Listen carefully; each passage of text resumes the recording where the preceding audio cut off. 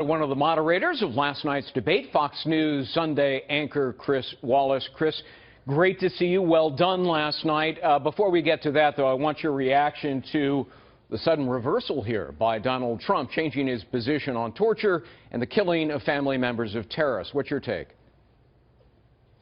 Well, it really goes into my whole analysis of last night. It was clear when Trump came out on that stage and in the first part of the debate, and I thought the first hour was the best hour for Trump, that he is trying to pivot to a general election candidate, trying to be less blustery, to be more presidential, as Carl pointed out, talking about how he would deal with Congress, how he'll be flexible and negotiate on positions. Yes, he has principles, but he would be flexible on immigration and other issues.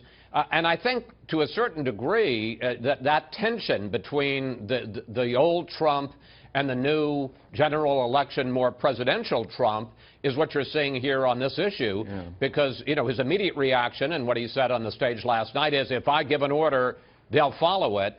But I think that the implications of that today, and whether he was talking to advisors or just thinking about it himself, I don't know. But, you know, the idea you're going to give an order even if it's illegal and your soldiers are going to follow that, you know, that's a problem. And I think he felt better to clean it up right quick. Right. Somebody probably said, hey, look, prosecutors at The Hague would regard this as war crimes and crimes against humanity. You don't want to get indicted if you're president.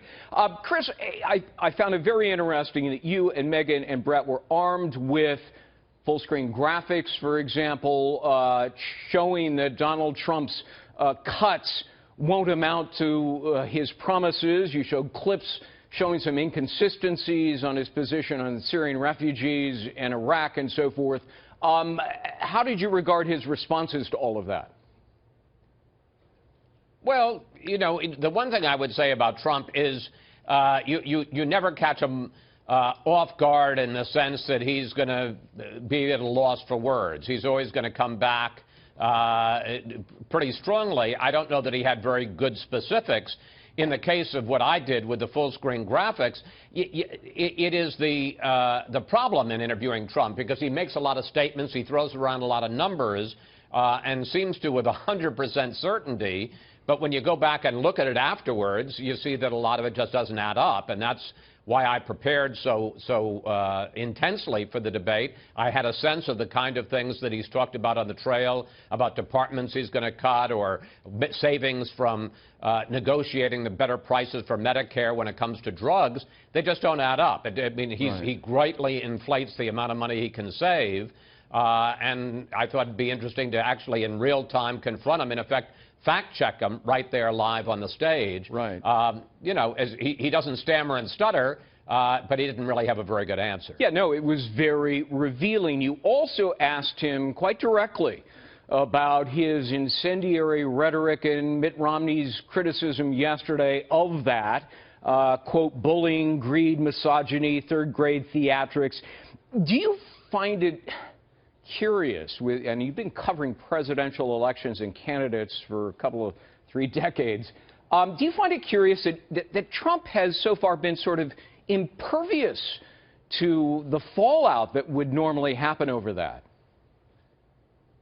Well, absolutely. I've never seen another candidate like that. But this, again, gets to this tension between what attracts people to Trump and certainly has gotten a devoted sector of the electorate. It's about 35% of Republican voters, which, if you say that's roughly half, because there's also another party, is maybe 17–20% of the electorate. You know, that gives them, particularly in a crowded field, that gives them enough to win primaries, but it's not enough to get him elected president.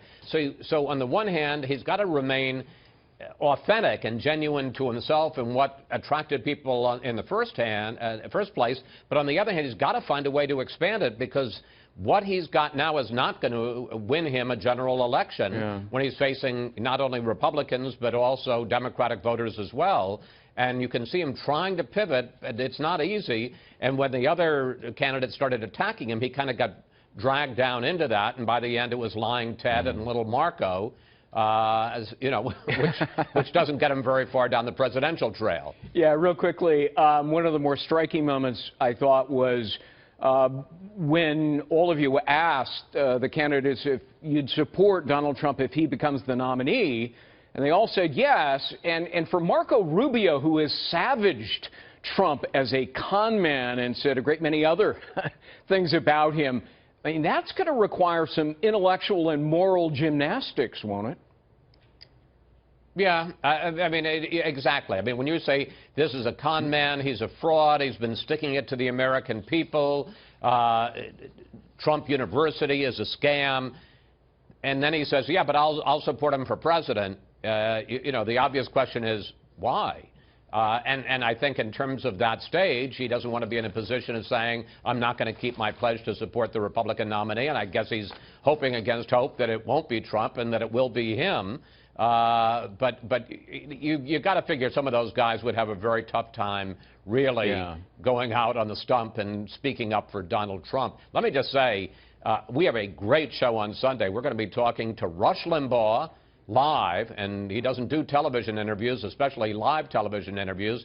We'll also be speaking to Mitt Romney after his really rough speech going after Donald Trump. So Limbaugh and Romney on Fox News Sunday this week. It's a pretty good pairing. Well, we look forward to it, and great job last night. It was really terrific, and thanks for speaking with us today. Good to see you.